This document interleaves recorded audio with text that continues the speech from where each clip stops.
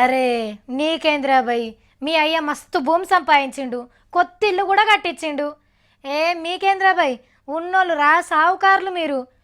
అదేం లేదురా, మేము పేదోళ్ళమే, కావాలంటే మాకు తెల్ల రేషన్ కార్డు కూడా ఉన్నది చూడు అని చెప్తుంటారు. పేదోళ్ళు కాదా అని గుర్తుపడతందుకు రేషన్ కార్డు మస్తు అక్కడికి వస్తుంది. ఇది ఉన్నదంటే ఏడికి పోయినా గరీబోళ్ళ కిందనే లెక్క కడతారు. కొందరు గిట్లా చేస్తుండ్రనే ఇప్పుడు గీ పని ముంగటేసుకున్నారు.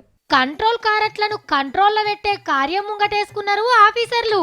కరెంటు బిల్లు 1000 దాటినా 200 గజాల ఇంటికి ఆస్తి పన్ను కడుతున్నా, మీ పేరు మీద కారున్నా, మీ రేషన్ కార్డు గోవిందా. ఇవేవి లేకున్నా 4 నెలల సంధి కంట్రోల్ బియ్యం బువ్వ తినకున్నా మీ కారటు కట్ అవుతుంది. ఫస్ట్ పట్నంలో సకల జనుల సర్వే లెక్క ఇంటింటికి తిరిగి కారట్లు తీసేసే కార్యం సురువు చేస్తారట. తక్కువలో తక్కువ 1,00,000 రేషన్ కార్డులనన్న ఊడవికాలని కంకణం కట్టుకున్నారట ఆఫీసర్లు.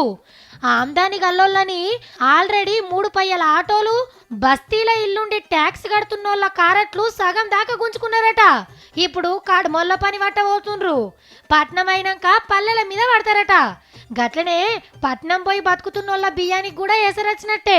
కష్టం అనుకోకుండా నెలకో 60 తెచ్చుకున్నదే నయం. 2 ఏళ్ల కిందట పలారం లెక్క వంచిపెట్టి ఇప్పుడు కటింగులు పెడుతుండ్రన్నట్టు. అస్సలోళ్ళని గుర్తుపట్టినాక పోట్వలు దింపుకొని కలర్ కారట్లు చేతిలో పెడతారట. అయ్యా సార్లు, గరీబోళ్ళకే సర్కార్ బియ్యం అందాలని మీ ఆపచ్చన మంచిగానే ఉన్నది.